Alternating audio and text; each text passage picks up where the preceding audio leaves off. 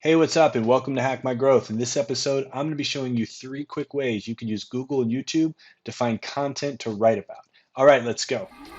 Are you looking to grow your business but you're not sure where to start? That's where we come in.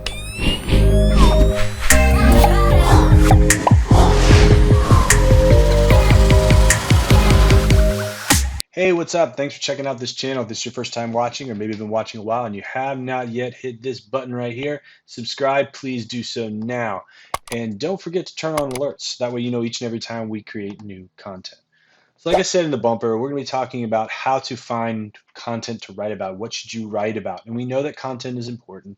Everybody's been talking it for years. And now the new thing lately is semantic search, which we've known about for years, and natural language processing, which we know is something that Google's been working on for years.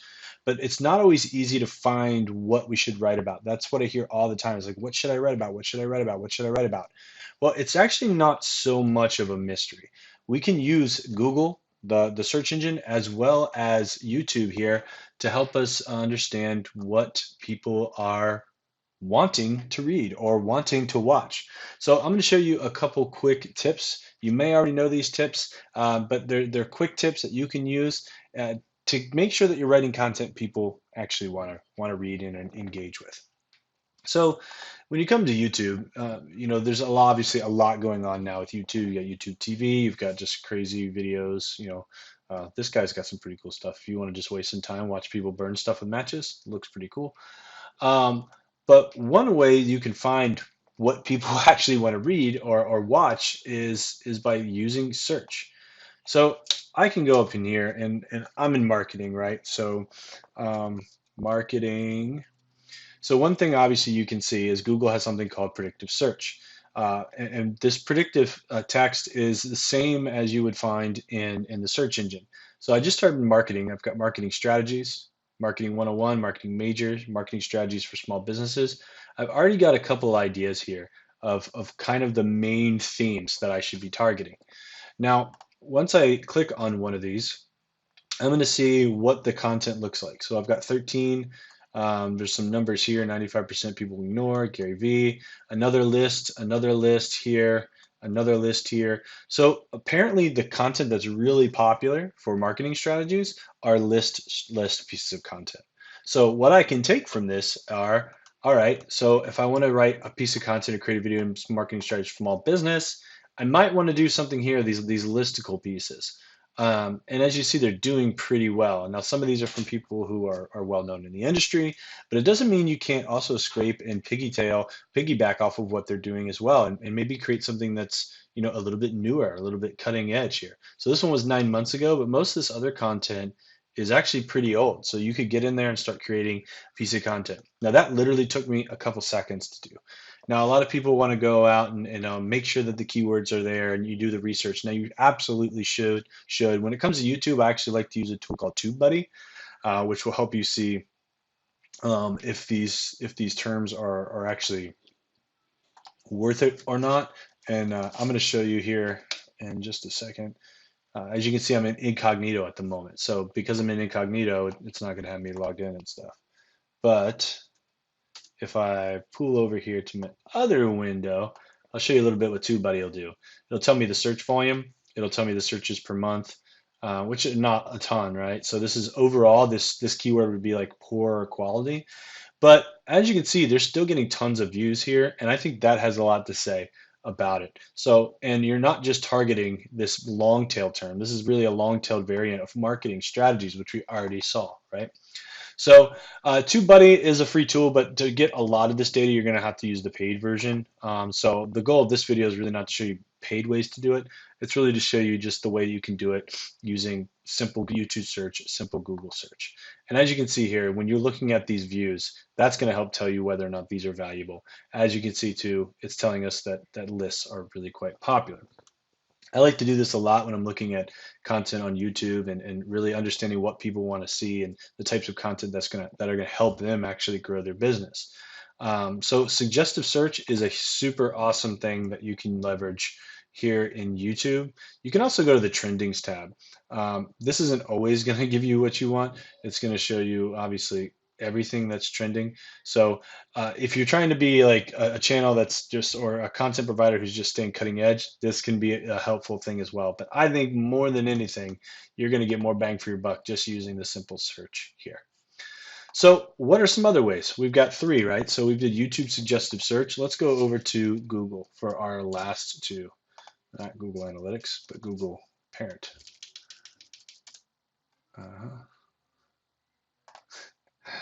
Obviously, I'm having a hard time Googling today. Yeah.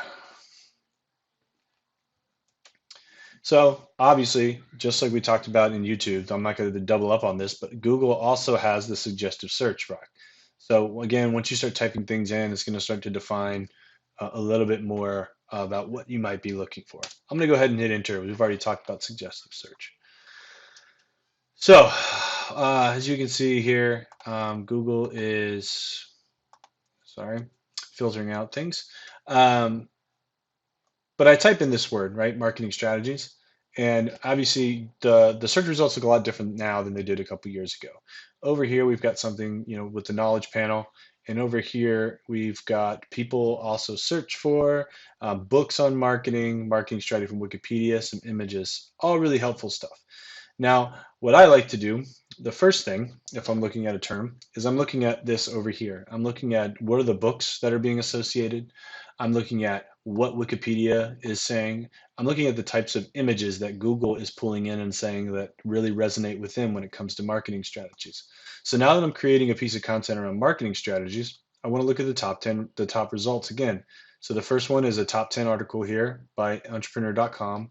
This is a 15 marketing strategies by Inc. Then we've got a couple of links here, Investopedia. Again, we've got another list content, another list piece of content. So once again, we're finding that lists are doing really well in Google search. And it's something that Google is saying usually meets the criteria for the end user when they're typing in the words marketing strategies. I also like to come down here to see searches related to marketing strategies.